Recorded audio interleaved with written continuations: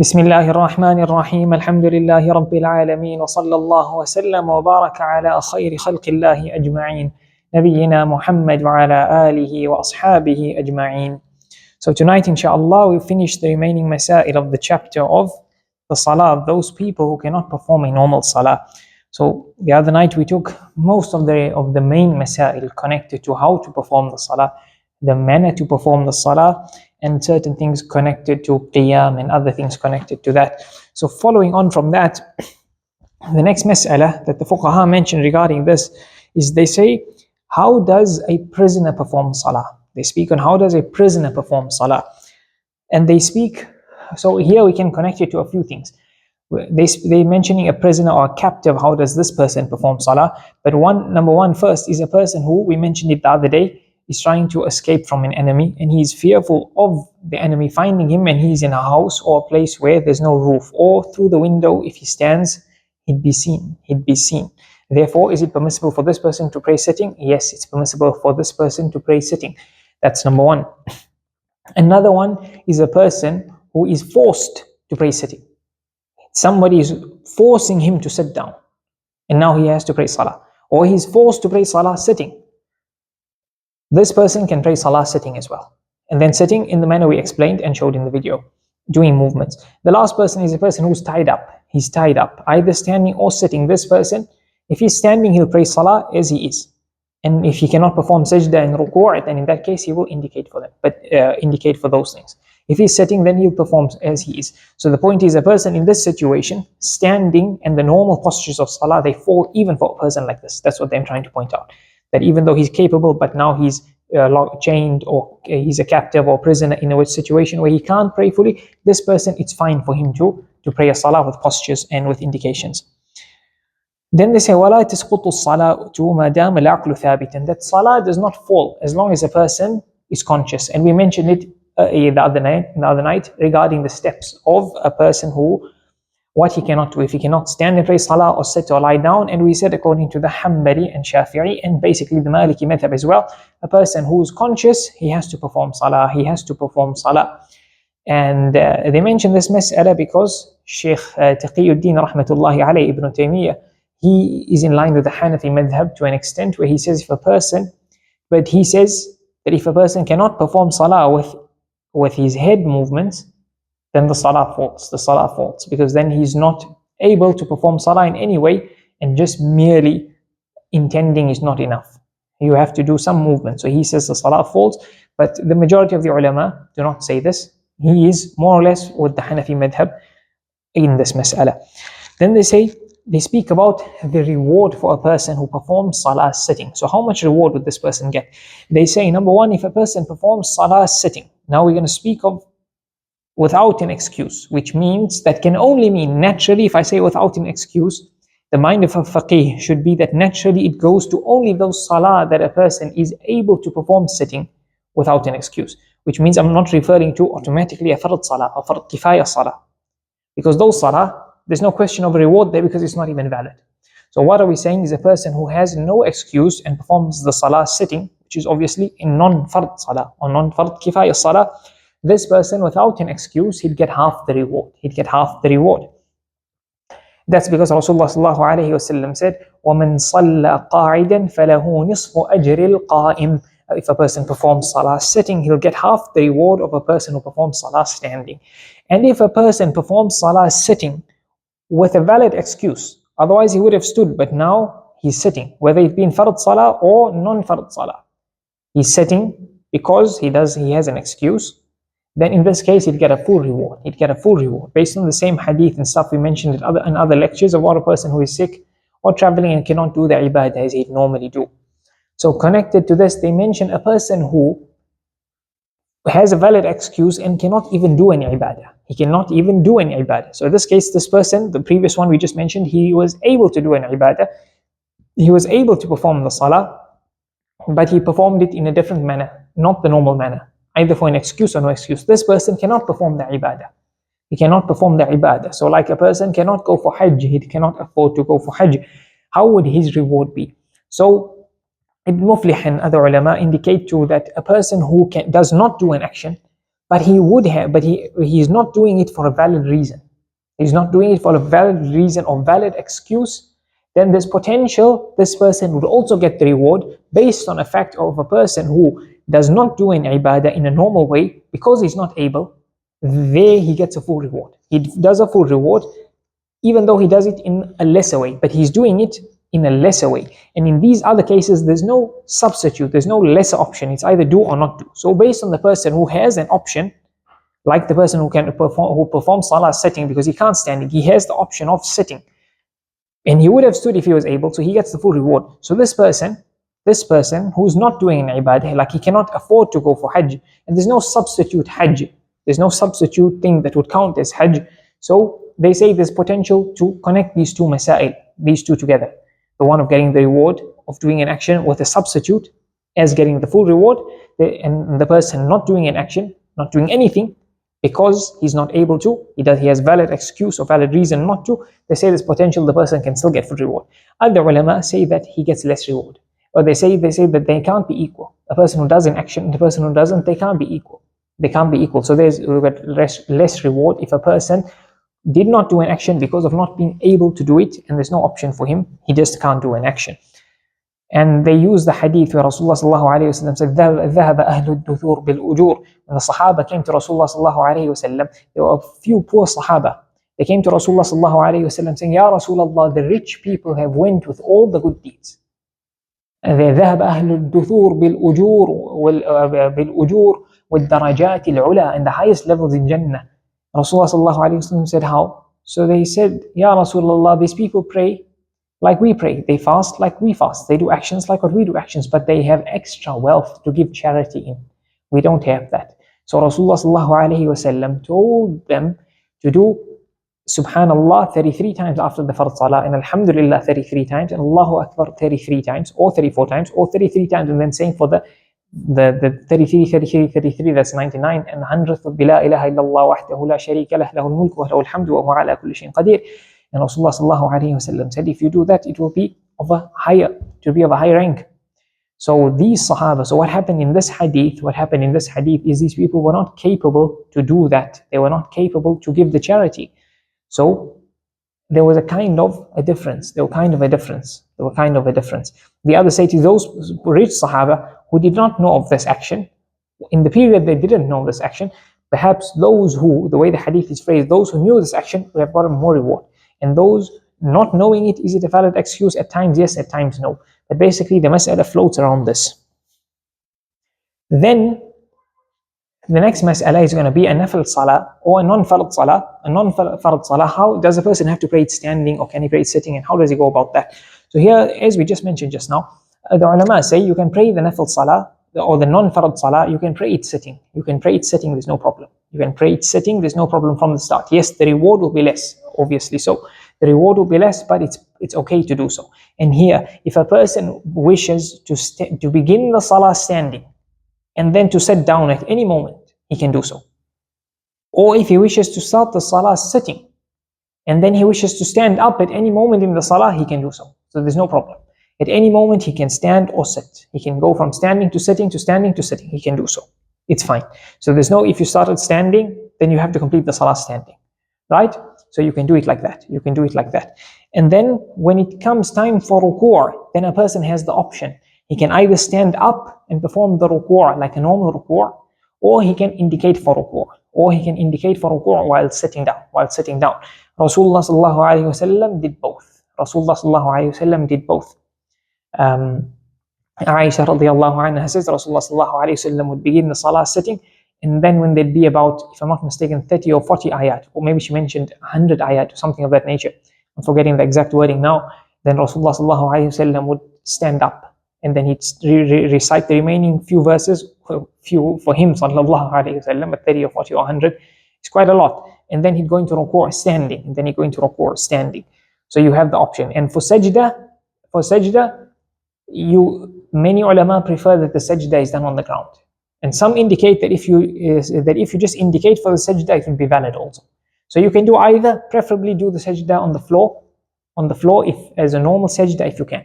For ruku' you have both options, but for sajdah you have both as well, but preferable to do sajdah on the floor. on the floor. So that's for a non-fardh salah. Then connected to this, you have the option of standing or sitting or lying down, right? So what about lying down for a non-fardh salah when a person has the ability to perform the salah sitting or standing? So here, most of the ulama say a person who's able to perform the salah sitting or standing should not perform the salah lying down. This is the opinion of the Hanbali madhab, the Hanafi madhab, and the Maliki madhab. And the Maliki madhab and the second opinion in the Shafi'i madhab. The second opinion in the Shafi'i madhab is that a person who's able to perform the salah standing or sitting, the nafil salah, then he should not perform it lying down, or it will not be counted if he performs it lying down. The second opinion in the Hanbali madhab and Maliki madhab, and the opinion of the Shafi'i madhab is that the salah will be valid. Or not, let's not phrase it like that, but let's say a person can do so. A person can perform the salah lying down when he's able to perform the salah sitting or standing. And we should know that the option to sit or to lie down comes in place of the qiyaam. So that means before ruku' and after ruku'. La ya Shaykh Umar. Fardh salah, you're not allowed. You have to do what you're capable of. And then when you aren't, so this one here is when you're capable of performing the sunnah salah standing or sitting, and you perform it lying down. So in this case, when a person performs the nafil salah lying down, then how should he perform his ruku' and his sujood? Here the ulama differ. Some indicate that it's okay to just indicate for the ruku' and sajdah while you are lying down. But many say that you shouldn't. So therefore you perform the ruku' sitting. If you can standing, or if you want to standing, that's fine, but sitting. And the sajdah as you do the sajdah. The sajdah as you do a proper sajdah. But there's scope to perform sajdah from sitting, like how we say for a sitting person. Because we can't say it's permissible for a sitting person to do sajdah with indication, but a person lying down, we tell him to perform the full sajdah. Because they are both able, so we can't give one the chance to just indicate, and the other we don't give him scope to indicate. So that's how a person will perform the non-obligatory salah lying down if he wants to, with the ability to perform it sitting and or standing. But as we said, most of the ulama say they shouldn't be done. And when it comes to masail where there's difference of opinion, if there's no need to do an action to fall into the difference of opinion, a person shouldn't. A person should try and stay clear. Especially when the difference of opinion towards the ibaadah, where most of the ulama go, or when one of the opinions are quite strong. So they say, let's say the ibaadah would be invalid if you do this. In this thing, there's no need to do this. Then there's no need for a person to do this. He can, but in this case, he should leave it off. There's certain things, let's say in wudu or something, where if you do wudu, let's say out of sequence. If you do wudu out of sequence, the Hanafi madhab would deem the wudu valid, and some other schools would deem the wudu valid. But when there's no reason to do this, the wudu out of sequence, then don't do it. There's no need to go into the difference of opinion. But when there's a need, or when you're falling into it, then it's okay. If you are on that madhab or something, then it's okay. But when there's no need to fall into it, then a person should try and stay clear. So if a person can perform salah sitting or standing, and there's no reason for him to lie down, then he shouldn't lie down. So that's what we're trying to say, because of the strong difference of opinion here. But if a person were to do it, would we say his salah would be invalid? Then we'd have to look further. If we give it straight on the Hanbali madhab or the Hanafi madhab or the Maliki madhab, we say salah is invalid. But this falls into ba'd al-amal. The ulama speak of giving fatwa. A person's fatwa qabla al-amal, before an action, can be different to ba'd al-amal, to after the action. So a mufti takes into consideration things before an action is done. Those things are different to what he take into consideration after an action is done. So he might give a different fatwa based on other variables after an action is done compared to before an action is done. Then the ulama speak on doing sajdah on something that is raised from the ground. A person sitting and performing salah, and he cannot perform sajdah. Then, Shaykh Umar, you asked this. Then let's say sometimes you get a salah table or sajdah table or chair, where as you perform sajdah, there's like a raised kind of a table, and then you perform sajdah, then your head can go on it. So it's kind of connected to the ground, so it makes the person who's doing sajdah like that thinking he's doing a full sajdah on the ground. So what would the rule be on this? The ulama say that if this thing is like a table, something disconnected to the ground, it's not placed directly on the ground, then this would be makruh as a start. As a start, it would be makruh. To do so. Number two, a person who has to perform salah through indications, he has to bend down to his maximum. If we say it's not just indicating with the head, like what we explained in the Hanafi method, so back and neck, he has to go down to his maximum. He has to go down to his maximum, and if he's gone to his maximum and the table is there, or the elevated platform is there, and he's gone to his max, the sajdah would be valid. The sajdah would be valid. But if he was able to go down this much, but the table is here just above that, so when he goes to sajdah, his head would land on the table. It wouldn't be his full potential of going down. The salah would be invalid because the sajdah is invalid. So it's important to know that if a person prays salah with such a thing. And then if something is placed directly on the ground, so they usually give the example of a pillow placed because it's directly on the ground. There's nothing elevating it. So then here they say that the sajdah would be valid. So we can call it a sajdah, but let's call it an indication. The reason for that is, what's the ruling on sajdah on something that is thick? So in fact, we can mention it here. Okay, so before we go to the mas'ala on doing sajdah on something that is thick, we'd say here, we phrase it as sajdah, but it's more an indication. Because if a person can do sajdah, an actual sajdah, he has to do an actual sajdah. If he did sajdah on a pillow or something like that, the rule would be what we mentioned just now. When you perform sajdah on something that is thick, then you don't feel the ground underneath. But before we mention that, so this person who puts a pillow on the floor, his indication would be valid. But Ibn Abidin from the Hanafi madhab mentions something very important. And he mentions something that, yes, the ulama here indicate that it's being valid, and it will probably be valid if a person has to indicate and he's went down to his max. Because Ibn Abidin mentions this which I mentioned. He mentions that if a person has to do sajdah, he has to go to the ground. Therefore, putting a pillow or something on the ground, it would only be valid if sajdah on such a thing is valid. So it's important to know that. So a person doing sajdah on something that's placed on the ground, connected to the ground, if it's indicating and if he's gone to his max, for sure it's valid. If it's gone to less than his max, so let's say this thing is this much from the ground, and because his fardh is indicating not a full sajdah, they deem it valid because it's connected to the ground. So it's as if he's done his full potential of indicating. And Ibn Abidin mentioned another principle, another little point to keep in mind, that if he can put a sajdah, it has to be something valid. So that would be the difference kind of between the two. So if a person indicating with his back and his neck, and he goes down, if something is directly on the ground, not elevated, it would be valid, seemingly, even if he does not go his full potential, because this thing is connected to the ground, it's as if he did sajdah, a complete sajdah, or a complete indication. So the salah would be valid. The Hanbali madhab, the relied upon position is that it would be valid and correct without being makruh. The second opinion in the madhab, along with the Hanafi madhab and the Maliki madhab, is that it would be makruh, but it would be valid. The Hanafi madhab is as Ibn Abidin mentioned, but also in the Hanafi madhab you indicate with your neck. So they have a couple more details on this mas'ala itself, a few paragraphs where they write on this in the Hashir of Ibn Abidin. Someone can check it up there. So now, what's the rule on performing sajdah on, let's say, a bed, or let's say a pillow, or you get sometimes a salah mat, the musalla, that's quite thick, the sponge inside is quite thick. So the ulama say, when you do sajdah, so they have examples of a thick mat, or they say thick cotton, or they say snow, they phrase it like that as well. So they say the salah, the sajdah on these things would only be valid if a person, when he pushes down on these things, he'd eventually feel the base of it.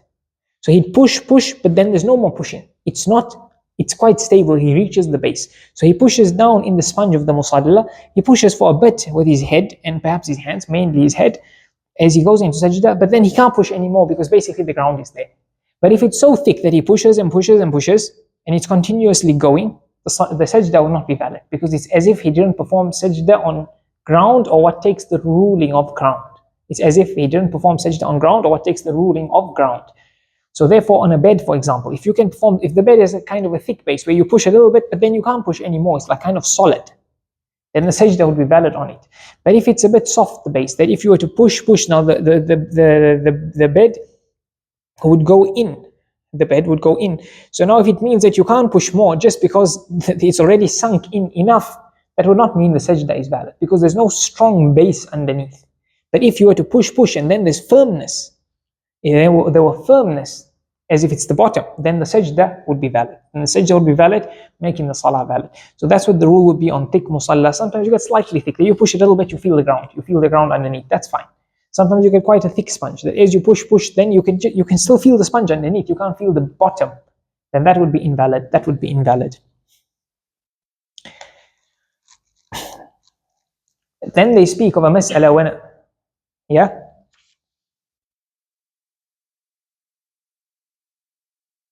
Yes, what I was asking was, if we are not confirmed that we have touched the ground, if we are making sujood on a sponge or something, then that would be invalid.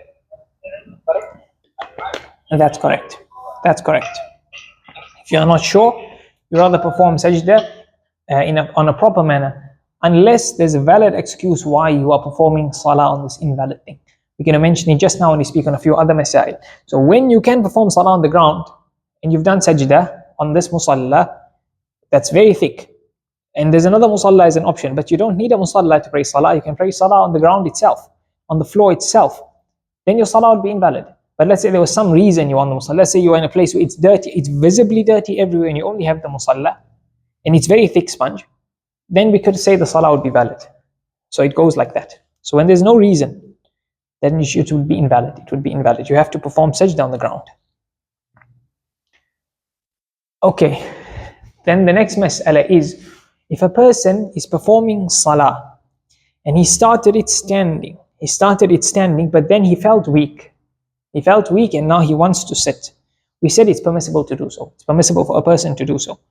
So now they say, and what ibaadah or what dhikr that the person recited while standing, it will count. It will count. So he started surah al-fatiha while standing, he felt weak, he goes sitting, and he finishes what he recited.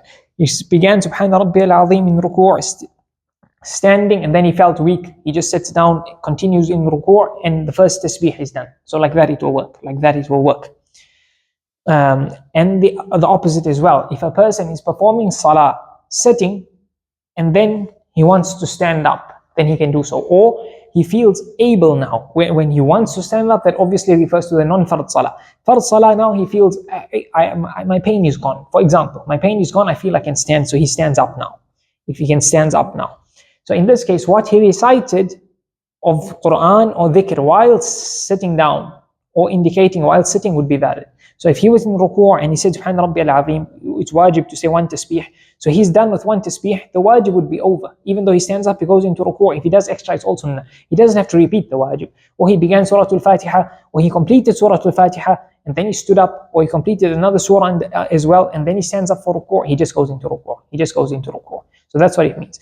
So they say, if a person recites surah al-fatiha, he's reciting surah al-fatiha standing, and then he feels weak, then he goes down, he's going to sit, right? But they say if he recites while he is going down, while he is descending to the ground, he recites surah al-fatiha, it's valid. So he recites alhamdulillah rabbil alamin ar-rahman ar-rahim, then he feels weak. So now he wants to sit, and while he's going down, he says maliki yawmiddin, and then he reaches the ground. So now here when he sits, he's going to continue iyyaka na'budu wa iyyaka nasta'in. He recited maliki yawmiddin while he was going down. Would that be valid? So they say that would be valid. But if he was reciting sitting down, he said alhamdulillah rabbil alamin ar-rahman ar-rahim, then he felt my pain is gone, let me stand up. So as he stands up, he recites maliki yawmiddin, and then when he's standing, he continues iyyaka na'budu wa iyyaka nasta'in. Here it would maliki yawmiddin would not count. They say the reason for the difference between the two is that when he stands, when in the first situation he recites surah al-fatiha standing, that's his fardh. Then it goes to sitting, but while he is going down, he is connected to standing as well. So while he's going down, that is a higher level than sitting. So because you have to recite surah al-fatiha standing, which is the highest level, If you recite it in a level lower than standing but higher than sitting, it's valid. It's valid because you're going to go from high, let's say number A, and then B is going down, and then number C is sitting down. So you recited it in a category stronger than C, so it would be valid. But now, if you are sitting down and you recite it while going up, so you are in C, you recite it in B, but you have to recite it in A, because you have the fardh of Surah Al-Fatiha is reciting it standing. So you can't recite in a lower category. You can't recite it in B, you have to recite it in A. So the fact you've recited it in B, when you should recite it in A, and you can recite it in A, and you will recite it in A if you just waited a few more seconds to get up, therefore your recitation of that verse in B would not count. So you have to recite it while standing. So that's what they mentioned there. And the same with the opening takbir. The same with the opening takbir in Salah. You have to say the full Allahu Akbar while standing. If you began it sitting, so let's say Allahu standing, sitting, and you got up and said Akbar, or you said Allahu and sat down for Akbar, then that would not be valid. It would not be valid. The Salah would turn into a nafil Salah. It would turn into a nafil Salah. You complete the nafil Salah and then you restart your fardh standing if you are capable of standing. Except if there's no time left. If there's no time left to perform the fardh Salah. So let's say there's 5 minutes left. It takes 5 minutes to perform Salatul Maghrib. So there's 5 minutes left before Isha comes in. So you start Allahu and then you sit down. Your Salah does not become a nafil Salah. It cancels out completely. And you have to restart the fardh Salah. Because now when there's only 5 minutes left for the Salah, no Salah counts except for that Salah.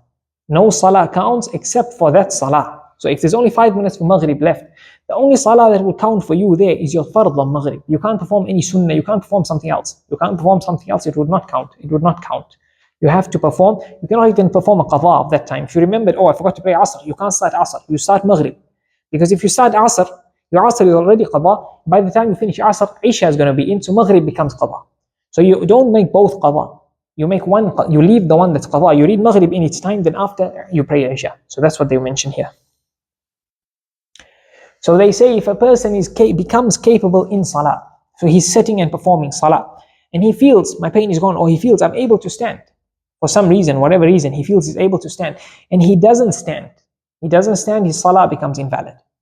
Unless he felt capable in sitting. Sorry. What we're actually saying is what happens is that he's sitting and performing Salah. Then he feels he's able to stand. Yes, if he doesn't stand, it's invalid, right? It's invalid. But they say even if he feels able to stand and he didn't stand, and then he feels unable to stand again. So here he would end up, you would have sat down, stood when he had to, sat when he had to. So he began sitting, he ended sitting, right? He ended that posture, sitting, standing, sitting. But now, since he didn't stand up, he began it sitting. Yes, he ended sitting, but he didn't stand where he was capable of standing. The Salah would be invalid, even though his weakness returned and he couldn't stand any longer. So he would have gone back to sitting. His Salah would be invalid. And if he's the Imam, some ulama say that those behind him, the Salah would become invalid as well. But the other opinion, even in the Hanbali madhab, which many prefer, is that the Ma'mum Salah does not become invalid. The Ma'mum Salah doesn't become invalid, but the Imam Salah becomes invalid. Unless he became capable in a posture where he is doing what he's doing. So he's sitting because he's weak, but he's in tashahhud, then he feels capable. There's no changing from tashahhud sitting to standing. If you are sitting tashahhud on a chair, for example, it would count as sitting. It would not be non-sitting, like how sitting is not standing. So that's why the Salah would be invalid there. So if it's in a position where he is doing what he's doing, and then he became capable to do a higher level, but there's no higher level in this thing, and then he became weak again, the Salah is valid. Like sitting. Shaykh Umar, that's correct, starting and ending for nisaab. In the Hanafi madhab, you just look at the start and the end. In the other madhahib, if your nisaab goes below the nisaab, if your wealth goes below the nisaab at any point in your zakah year, your hawl ends, your hawl breaks. So then your hawl breaks, and once you get the nisaab again, once you own the nisaab again, your hawl starts again. So your zakah day will change. That's the difference. In the Hanafi madhab, yes, it's as you said. You look at the beginning day, if you have more than the nisaab, that day that you have more than the nisaab is your zakah day. And then the next time you count your wealth, which is the zakah day a year later, if you have more than the nisaab, you give zakah. Unless you went bankrupt during the year. unless you went bankrupt during the year. If you went bankrupt to zero, you went bankrupt, then your zakah year stops in the Hanafi madhab. Okay.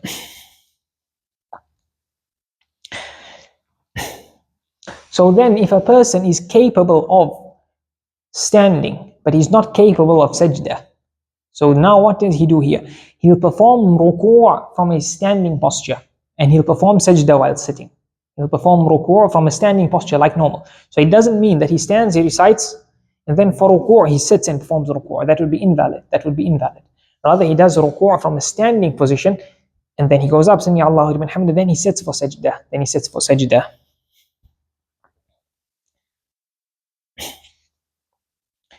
And if a person is capable of starting the salah, if a person is capable of starting the salah standing, but once he goes into sajdah where he's going to sit either on the chair or on the floor, or he's going to go normal sajdah and then sit, once he reaches the floor he can't stand up again. In that case we say to him, begin the salah standing, and then when you sit down, then you complete the rest of the salah sitting down.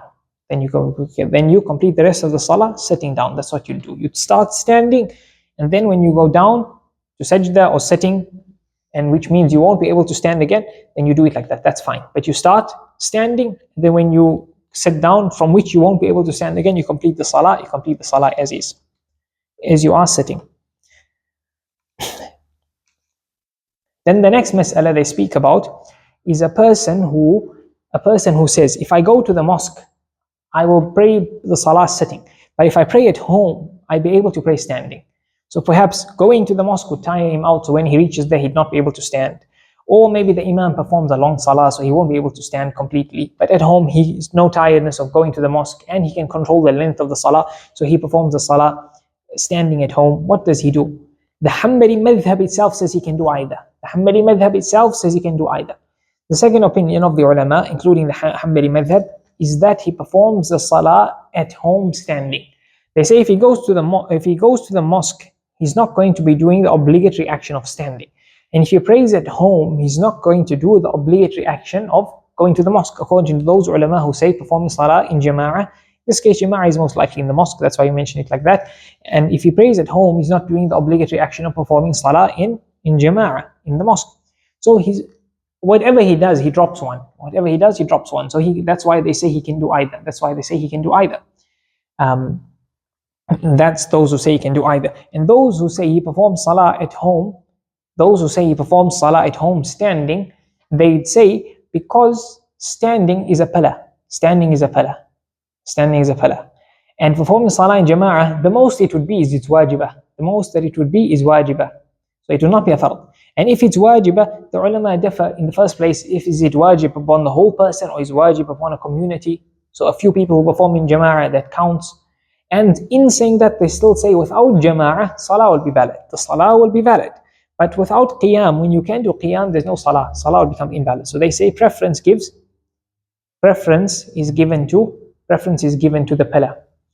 So Shaykh Umar, in the Hanbali madhab, a pillar and wajib is not the same. So it differs for a few things. So a pillar, if you don't do a pillar of salah, then the salah is invalid. And you cannot even do sajdah sahu. So if you miss a sajdah in salah, it doesn't get made up with sajdah to sahu. But if you forgot a wajib in salah, you forgot the first tashahhud, you went up straight from the second sajdah in the second rak'ah to the third rak'ah, you didn't sit, then that's okay.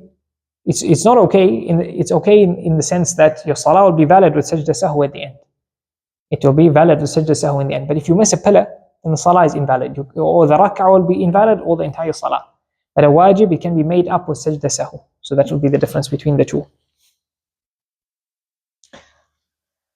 And the final opinion in this mas'ala is that a person has to pray in jama'ah or pray in the mosque. They say because perhaps when he reaches the mosque, he'd be able to stand. Maybe he'd find the energy to stand. Then he can begin the salah standing. So then he can begin the salah standing if he's capable. And if he's not, then he prays sitting. Number one. Number two, they say that answering the call of the adhan comes before performing salah standing. Because first you get to the mosque, then you pray. So that comes first. So you fulfill that first. Then you look at part two, which is praying standing or not. So they say you perform salah at the mosque. So those three opinions. The madhab is that you have a choice. the second opinion in the madhab is that you pray salah standing. You pray salah standing at home. So Shaykh Umar, in the Hanbali madhab, they call it a pillar. They call it a pillar. The madhahib would differ. Some would call a pillar a fardh, and the meaning would be the same. The meaning would be the same. So it just depends on how the fuqaha of the madhab call something. So it depends on the madhab itself and the usul of the madhahib, or the usul of the madhab. The second mas'ala they speak about is if a person says, if I fast in Ramadan, I'd be performing salah sitting. I won't have energy to perform salah standing. And if I don't fast, and if I perform salah standing, I don't fast. Or if I don't fast, then I can perform the salah standing. What does he do here? We'd say to this person, fast in Ramadan, fast and then perform salah sitting. Because salah standing, not being able to stand, has a substitute. But not fasting does not have a substitute. It has kabah. So then performing the salah sitting and fasting in Ramadan would be better. Number 3, if a person says, if I stand up, I cannot recite dhikr and surah al-fatiha. But if I pray sitting, I'm able to recite. What does he do in this case? They say such a person should pray the salah sitting and reciting for the same reason. Because not reciting, it doesn't have a substitute. You have either reciting, moving your lips with sound, or just moving your lips, or nothing. But standing, it's either you don't stand, it's not, or nothing. You got sitting as another option. The last mas'ala connected to this is the person who has incontinence. He has a constant, something affects him that constantly is a najasa coming out of his body. So he constantly has, for example, urine drops. He constantly has urine drops coming out. So this person, they have some masail connected to who is this person and when can he take the ruling of somebody with this continuous najasa and his salah rules become a bit easier for him, his tahara rules and his wudu rules. But irrespective of that, they say if this person says, if I perform salah standing, then let's use this example of urine drops. Then urine drops come out. And if I sit down, urine drops do not come out. They say this person performs salah sitting. He performs salah sitting and stops the urine drops. But then if he goes into ruku or sajdah, the urine drops come out. What does he do here? They say here he still does ruku and sajdah. So salah, so the qiyaam, the standing would fall in this case, but not the ruku and sujood. This qiyaam will fall to sitting. Then the next mas'ala they speak about a person who is told by a doctor that he should perform salah lying down as treatment to this ailment he has. Usually in the past they mentioned like an eye ailment, like eye drops are inside, so he's told to lie down. He cannot perform salah standing. So here, is it permissible? As we mentioned that in the fasting lesson, yes, it's permissible to perform the salah lying down when a person is capable of sitting and capable of standing as a treatment for whatever ailment or sickness he has. It's permissible to perform the salah sitting. So why do they say this? They say this because as we mentioned in fasting, what's the ruling on seeking medication, on seeking treatment? The fuqaha in the past, they had different opinions. They would say some would say it's mustahab, some would say it's permissible, it's mubah. Others would say it's better to leave off. It's better to leave off if you have tawakkul. So many of them would not say waajib. Today the fatwa is different. Medicine has changed and it's developed quite a lot. So the ruling of the ulama today is different, but I'm speaking of them in the past. So the mas'ala comes in is, can you leave a pillar of salah just for something that's not even wajib, which is seeking treatment? So they mention it here.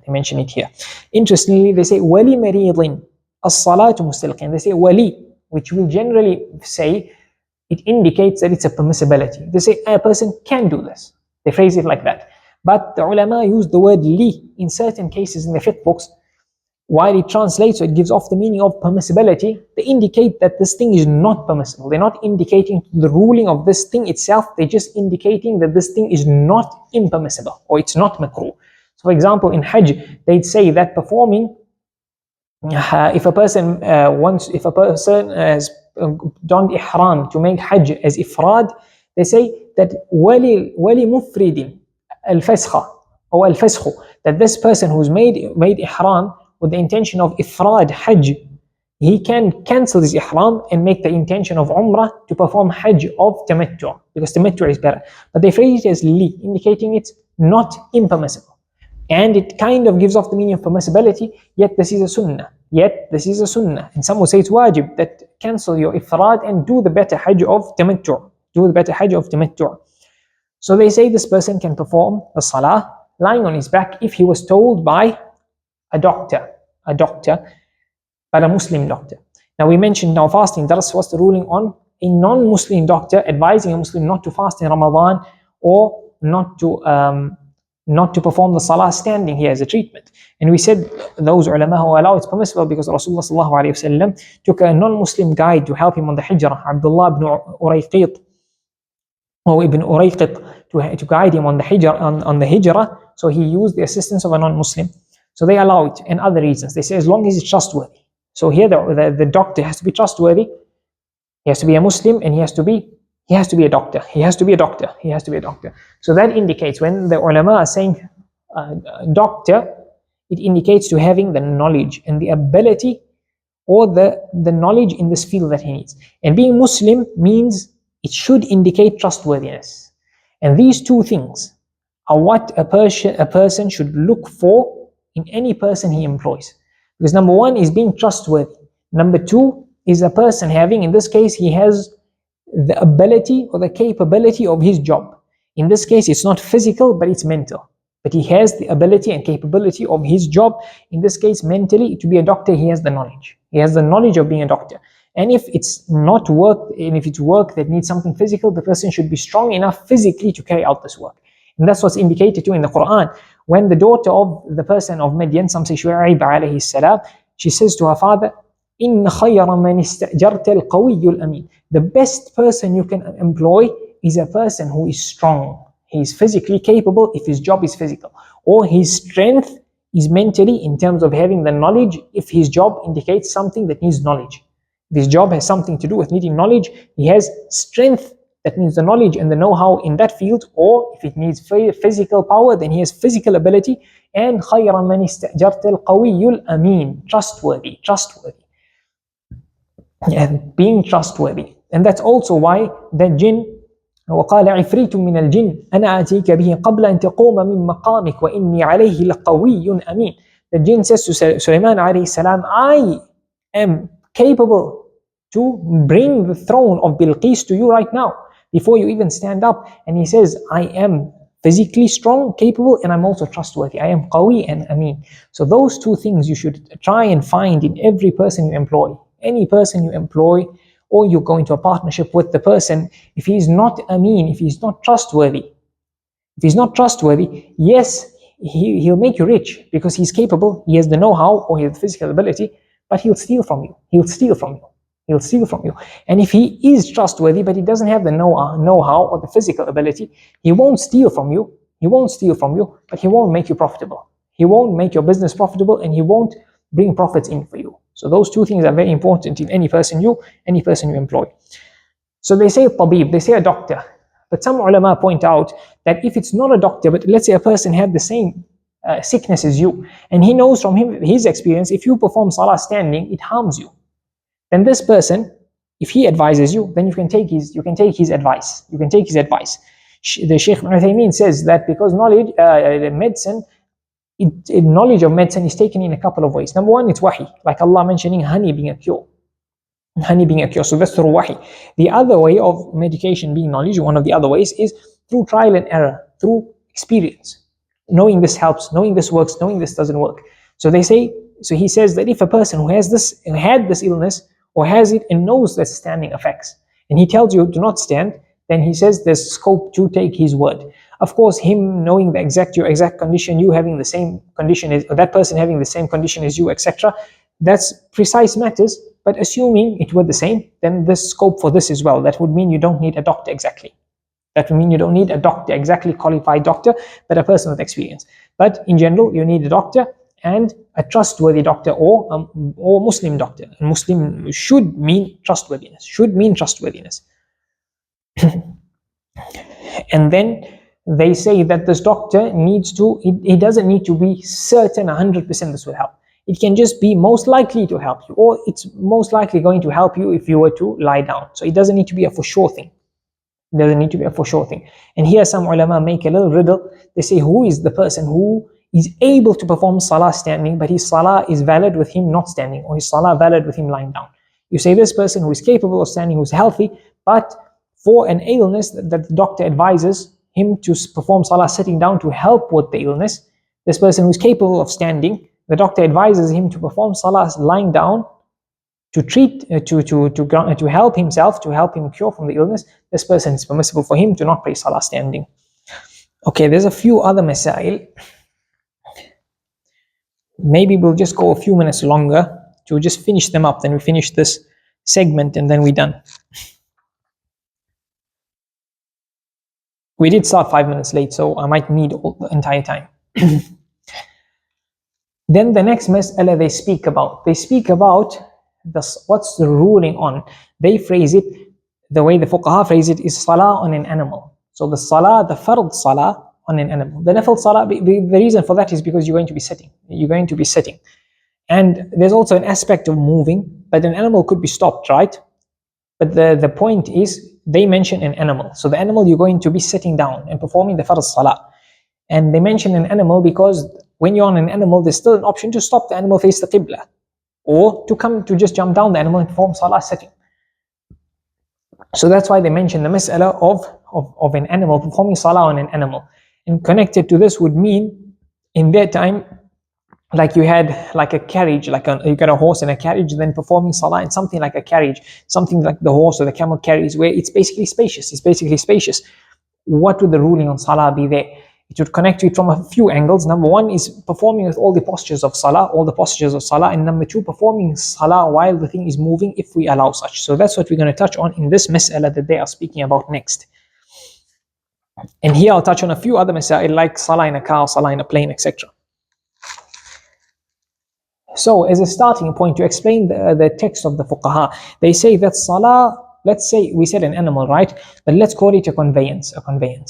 So that would include then a train, a bus, a car, an aeroplane, all of these things, even on an animal. What would the ruling be? So they say that if a person has fear, or let's say that a person is allowed to perform salah on a conveyance if there is some difficulty or some fear, if he were to get off the conveyance. If he were to get off the conveyance to perform salah on the ground, then it's permissible for him to perform salah on the conveyance. So now when there is some difficulty or harm, if he jumps down the animal or the conveyance to perform salah on the ground, then he can perform salah on the animal, either while it's moving or while it's stopped. It's permissible for the person to do so. So they say, for example, fear, let's say there's rain. Now we're mentioning an animal. So there's rain, and if you get down, you're going to go into mud. And then sajdah is going to be difficult. Even just putting your legs down, you're going to dirty your legs, your feet, and your clothes. Performing sajdah, you're going to dirty your clothes, something like that. Or if you get down, let's say you're on a bus and you jump down to perform salah, the bus will carry on, you will miss the bus. Or it will be difficult to get on again, or there's no chance to get down, you're on a train, you're on a plane, there's no chance to stop. Then what? Then in this case, then they say the salah is valid. The salah would be valid. And in this case, what a person, so even if he has fear, let's say if he stops and he might get robbed or something like that, there is still case, then a person can pray salah on the conveyance he's on. Fear on him, fear on his family, fear on missing the transport, fear because of, not fear, but let's say, yes, difficulty in getting down because of rain, because of hail, whatever it may be. And in this case, a person can perform the salah on the conveyance. So when a person performs the salah on a conveyance, then the person should try and perform the salah as he normally does, as he would on the ground. That's number one. If a person is able to do so, it's not permissible for him to perform salah in any other manner. So if a person is in a car, or is on an animal, or is in a plane or something, and he will reach his destination before the salah time goes out, or he will stop before the salah time goes out, if him praying on the car or train or bus or animal or whatever it may be would lead to him performing the salah, leaving off some pillars or wajibat of the salah, from standing, from facing the qiblah, from sajdah, from ruku', from sitting properly, in this case he's not allowed to pray on the conveyance. He has to perform the salah on the ground when he stops, or when he reaches his destination. If he's not going to reach his destination, and the salah that he's praying cannot be joined with the salah after. So he's not, let's say he's Salatul Asr, can't be joined with Maghrib, or Isha cannot be joined with Fajr, or he follows the opinion that you can't join the Salah, and the time is going to go. In this case, he performs the Salah on the conveyance, even if it's moving. So if the conveyance is moving or stopped, and he can perform the Salah fully, standing, facing the Qibla, everything, he has to do it. If he cannot face the Qibla, but he's able to stop, let's say he's in a car, he's able to stop the car somewhere, and he can face the Qibla and perform Salah in the car but facing the Qibla, maybe it will be unsafe to go out of the car, but won't be unsafe to stop the car. Then in this case, he has to perform Salah facing the Qibla. But let's say he cannot even face the Qibla. Then in this case, he performs Salah as best as he can. If he's sitting down, because he's sitting, or he's standing, whichever position. If he's standing and he can turn to face the Qibla, then most of the ulama say, or many of the ulama say, as the Qibla changes, he changes with the Qibla. So if he's sitting and performing Salah and the Qibla is changing, he moves with the Qibla. If it's in a ship or something and the ship is moving, changing the direction, it tilts, then you tilt as well. So continuously facing the Qibla, especially if that's possible. If it's not, then you perform in your direction. So you're in a plane, for example.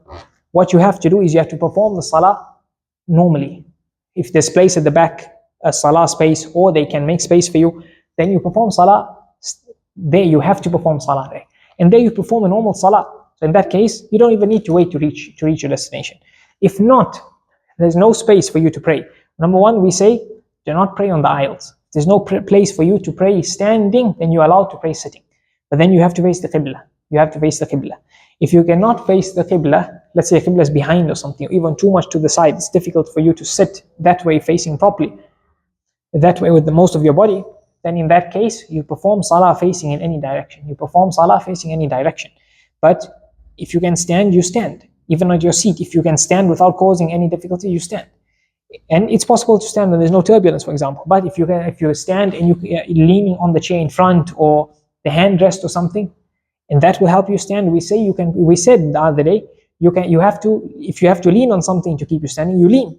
So here in this case, you lean on something and then you stand and you perform Salah. And ruku' would be done from standing in any direction that you can follow, or you can follow the direction or the Qibla.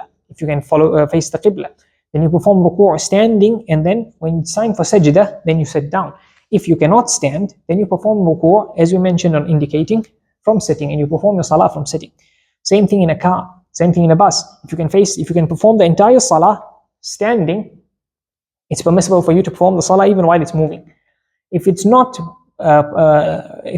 possible to stand, then you perform Salah sitting, facing the Qibla, doing everything as normal. If it's not possible to face the Qibla but to stand, you stand and perform Salah in whichever direction, perform it as proper. If you cannot stand or you cannot face the Qibla, if you cannot stand and you cannot face the Qibla, you perform it sitting, and then sajdah down the ground if you can, or indicating. So like that is your steps for your Salah, even in a car, because sometimes some places are dangerous. You're driving and there's no stop coming, or there's nowhere to stop, and it's dangerous for you to stop even in the car, and your time is going out. Then in this case, you can perform Salah. What if you're driving? And when you are allowed to perform the Salah like this, then there's no need to repeat. Because you've done all you can in that moment. And Allah says, fear Allah as much as you can. فَاتَّقُوا اللَّهَ مَا اسْتَطَعْتُمْ. So in that case, you perform it as best as you can in that moment, and then there's no qadha later. So what happens if you are driving? If you are driving the car, because you are in Salah, but you have to concentrate on the road.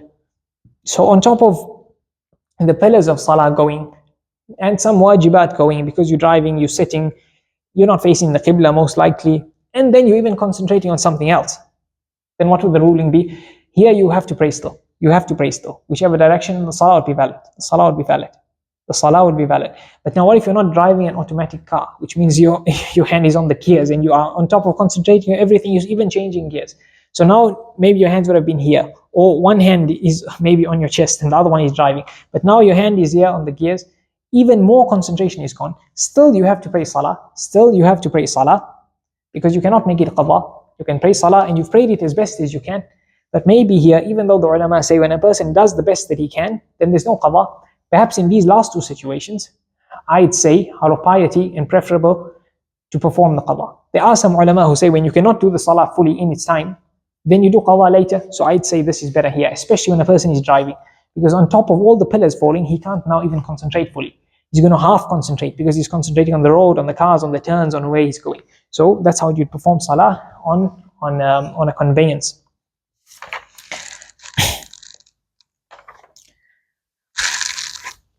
So they say when you're performing salah on a conveyance, even if you can't stand, then you want to perform jama'ah and everyone is sitting, it's valid. Everyone is sitting, it's valid. You can perform salah. If you can all stand and pray salah normally, then that's fine. If you guys are all cannot stand and you're praying sitting, but you want to do in jama'ah, then you can.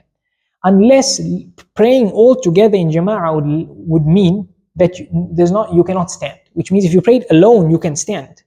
But praying in jama'ah would mean you have to sit. In this case, you pray alone. Everyone prays alone so they can fulfill the pillar of standing. So you can fulfill the pillar of standing. The other thing is, salah on a moving vehicle, or on a moving conveyance, some ulama indicated to salah being impermissible on something that moves. Or, let's say on a plane, some ulama phrases sajdah, it has to be on the direct ground. So some ulama would say that salah on a plane would not be valid because sajdah would not be on the ground. Or they look at the fuqaha mentioning certain things that salah would not be valid on. We're going to mention it just now. Because when you perform salah, and specifically sajdah, the thing is not stable. So you tilt and you kind of fall. So it will not be stable. Sometimes they call it urjuha, or something that's not stable. So they used to say salah on something moving, or salah on a plane, because it's not connected to the ground, or because it has movement, it will not be valid. But the Hanbali madhab and many ulama do not deem the fact that you must be on the ground or you must be stable to count. You must be able to be firm in your posture, in your salah, to perform it correctly, as you should be. If you're in sajdah, your 7 bones must be placed with relaxation on ground, not the ground, but on ground, then your salah would be valid. So now we mentioned the fact that a person, many ulama say you must move with the qiblah. If you are praying salah, fardh salah, then you have to move with the qiblah. Others say you don't, it's okay, it falls off as well. So we can say, especially when there's difficulty, there's difficulty to move around with the qiblah, then you don't need to. But if there's no difficulty, then to get out of the difference of opinion, you move as the qiblah sways with your conveyance, then you sway as well, if you are able to. But this is only for fardh salah. So therefore, if a person is on a conveyance, he must not be able to pray on the ground, and the whole time of salah must be where he's on the conveyance. In that case, then the pillars can fall. But if he is on the conveyance, even though he knows he'll reach in 15 minutes, but he wants to pray dhuhr now, for example, and he can perform the salah properly, standing and everything in the car or the bus or the train or the plane, it's allowed. He doesn't have to reach the ground. It's permissible to do so. And then, if a person is performing salah, we mentioned performing I don't know if I mentioned how to indicate for salah if you are standing, but it's connected to this mas'ala. One of our last few masail, inshallah, won't be long. One of our last few masail. So if a person, let's say he's in a situation where there's mud on the ground. Let's say he is in mud, because that's one of the masail. He is in mud, or he's in water. The water is covered, let's say, until his knees or something like that, and he will not be able to get out of the mud or out of the water before the time of salah ends. Then in this case, this person performs salah as he is, and he performs his standing as normal, his ruku' as normal, because the mud is not so deep that he cannot perform a normal ruku'. And for sajdah, he'd make an indication. He doesn't go a full sajdah, but he goes lower than ruku'. And I explained and demonstrated ruku'. Maybe I explained it in the last lecture, but in the practical, I explained that in detail there, so I won't mention it now. So a person would indicate lower than ruku', he'd go for his sajdah. And there I mentioned the Maliki madhab say whether you keep the hands on the side or the hands go with the person, indicating it as if the person is in sajdah. And most ulama say indication is only for the neck and head, not the hands. The Maliki madhab include the hands in one of their opinions. So that's how a person would perform salah in mud or in water. Now, if there is dirt on the ground, similar to mud, but not so dirty, not so much that he actually dirty his clothes and his head or his face, that in this case, if it's not that much, he has to perform salah still with normal sajdah and normal sitting. So for sitting in the last situation, he'd intend the sitting as well. He'd intend it as well. His hands can go on his thighs or something, as it would go into tashahhud, but he can't sit because he's going to be sitting in mud. So he'd intend the sitting. He'd intend the sitting. So the same here. But so if there's not so much of mud, a person has to perform salah normally. Because Sa'id bin Khudri radiallahu anhu said that I saw Rasulullah sallallahu alayhi wasallam on the 21st night, after the 21st night at Fajr, I saw him with mud on his face. So here some ulama say that even though you're in mud, you have to perform sajdah. Because Rasulullah sallallahu alayhi wasallam was seen with mud in his face. But the other ulama say no, this was not a lot of mud, it was a little bit of mud. But if it's a lot of mud, then the fact that there's rain and stuff that's caused the mud, then you can perform salah at home, or you can join the salah. So how can the salah fall, salah in jama'ah fall, but not the sajdah?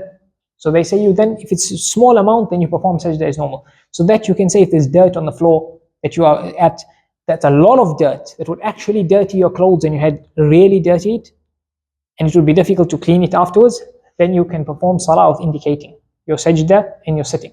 And if not that much, then you have to perform sajdah. Then you have to perform sajdah. In most cases, most floors, even if you are performing directly on the floor, there'd not be enough dirt that you can indicate. So we touch on that mas'ala.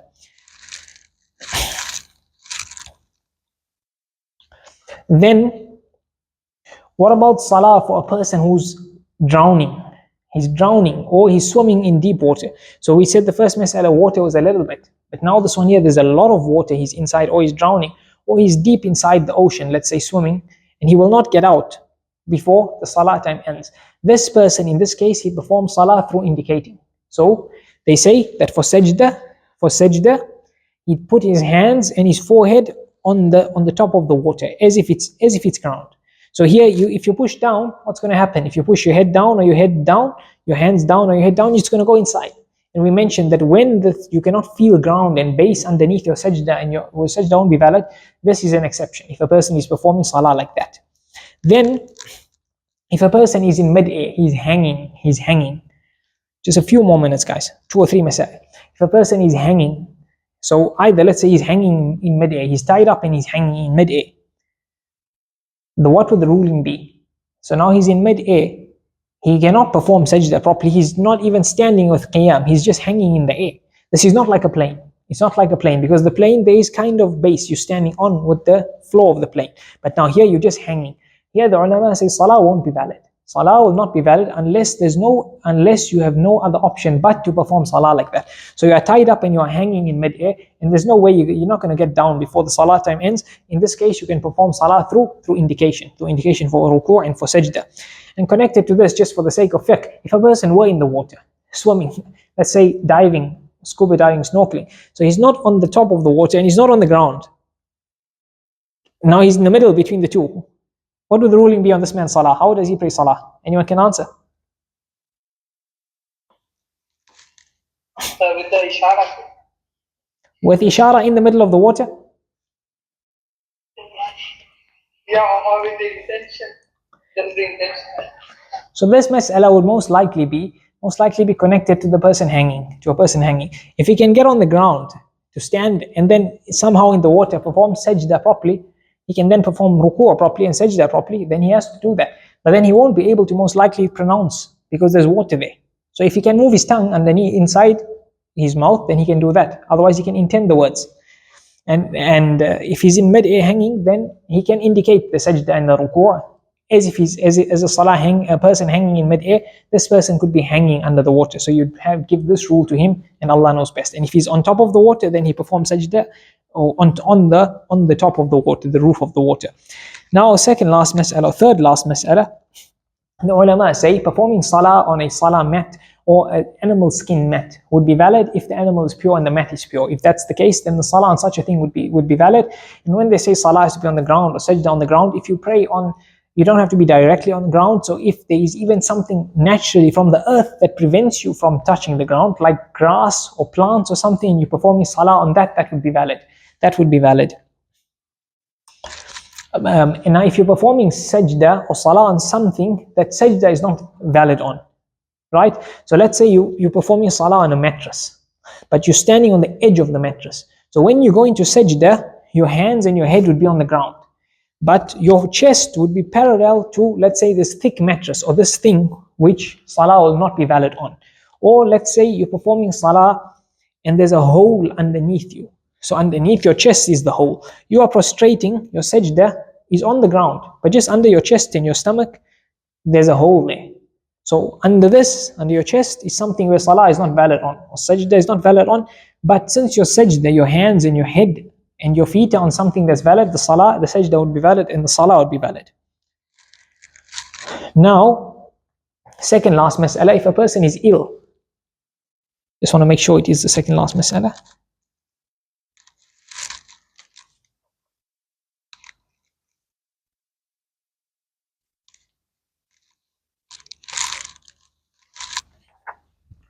If a person is on a conveyance and he's ill, then does he have to go? Then we said if a person has an excuse not to go down, right?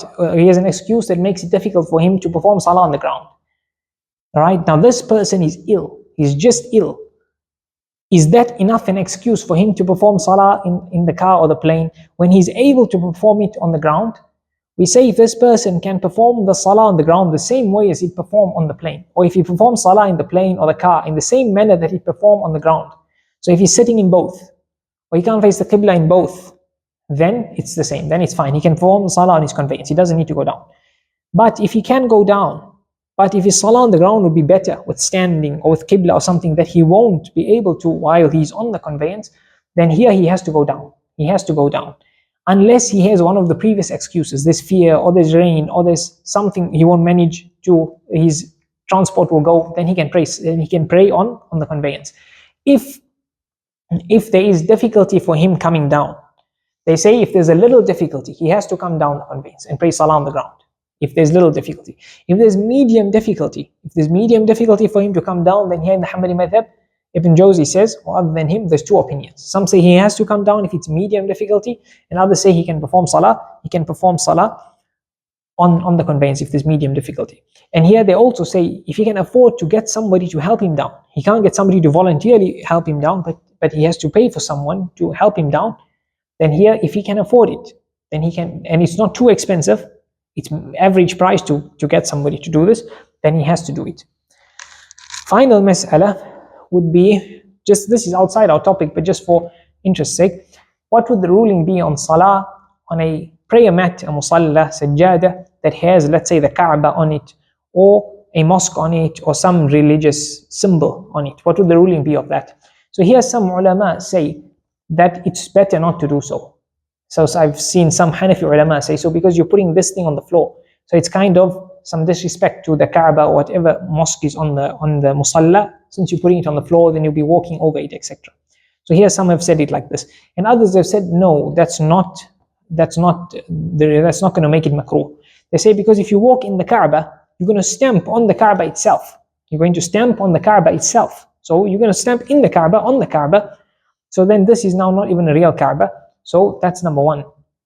Number two, they say people do not actually disrespect this by putting it on the floor. Yes, it's on the floor, but that itself is not just disrespect. And then people take care of their musalla. They keep it clean and keep it in nice places and fold it, etc. They don't just throw it loosely just like that. So there's respect to it. Number three, they say what actually affects this mas'ala is if there are decorations or colors or this pictures itself on the musalla that would distract the person praying. Because Rasulullah ﷺ once prayed in a garment that had some decoration on it or some color on it, and it distracted him in salah. So after salah, he said, he gave it away, and he said, "Wa'tuni bi ambijaniyat Abi Jahm." He said, "Bring me another cloak that's plain and has no decorations, because this one here, alhatni fi salah, it distracted me in my salah." So if this musalla you're praying on will distract you in the salah because of its colors or because of its pictures, then here it would be makruh to pray salah on it. Not because of the thing itself, but because it distracts you. But if it doesn't distract a person, either a person just doesn't get distracted by it, he's not bothered by it, or a blind person, he can't see it, then in this case it will not be makruh. It will not be makruh to pray the salah on it. So basically you have these two opinions, and Allah Azza wa Jal knows best. وصلى الله وسلم وبارك على نبينا محمد وعلى آله وأصحابه أجمعين والحمد لله رب العالمين. Any questions? Okay, so the question is, if a person is in a conveyance, he's in a car traveling, or whichever transport, and he doesn't have wudu, and is not able to make wudu, and the time is going to go out for the salah, then how does he pray? So the answer to this is that if a person is in a car or bus and he's not able to perform wudu, then if there's dust around that he can perform tayammum on, or earth or dust that he can perform tayammum on, based on the opinion that just dust would count, then he can perform tayammum and perform salah. He can perform tayammum and then perform salah, like how we mentioned. And if not, then this is the mas'ala the ulama speak about: a person who does not have water or sand or soil or dust or ground to perform tayammum. This is faqidut tahurain. He's a person who doesn't have water and doesn't have sand to do tayammum. So there's no wudu and no tayammum for him. What does this person do? So here there's 4 opinions amongst each of the madhab. They have a different opinion, each madhab, and they take it from one hadith. That's amazing. That one hadith, ulama have taken 4 different opinions. 4 different opinions. So some of them say the salah falls in totality. Some of them say the salah falls in totality. The salah falls, if it's the time passes, done. There's no qada even. Others say you don't pray as you are, but there's qada when you find water or sand for tayammum. So you do qada.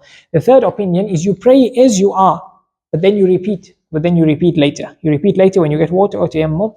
And the last one, the Hanbali madhab, is that you pray as you are, and then there's no need for qada later. There's no need for qada later. So basically, if a person cannot find anywhere to perform wudu, and no tayammum either, no dust, or he's not even sure because it's seats and stuff there, there's no earth, then he performs salah as he is. So he cannot just delay the salah.